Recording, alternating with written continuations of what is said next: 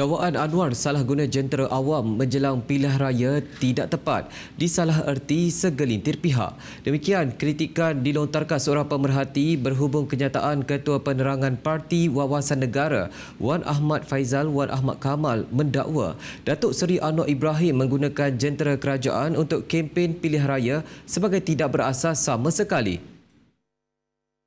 Ia susulan dakwaan ahli Parlimen Machang itu bahawa siaran langsung ceramah umum Pakatan Harapan PH Keadilan untuk Bangsa Johor dilihat menggunakan platform Radio Televisyen Malaysia RTM yang merupakan agensi penyiaran awam pada 15 Jun lalu. Mengulas lanjut, tegas pemerhati, kehadiran Perdana Menteri atau Menteri ke sesuatu program sama ada rasmi atau tidak bukannya bermakna jentera kerajaan digunakan untuk berkempen. Hakikatnya ia merupakan sebahagian daripada fungsi dan tanggungjawab mereka sebagai anggota pentadbiran kerajaan atau Government of the Day. Malah pemerhati berpendapat terdapat perbezaan jelas antara penggunaan jentera kerajaan untuk berkempen dengan pelaksanaan program rasmi oleh kementerian bagi menyampaikan perkhidmatan kepada rakyat. Justru menurut pemerhati, program dilaksanakan oleh kementerian dan agensi kerajaan semasa musim pilihan raya tidak boleh terus ditafsirkan sebagai penyalahgunaan jentera kerajaan untuk kepentingan parti politik. Bagi pemerhati, apa yang penting adalah manfaat yang diterima rakyat hasil pelaksanaan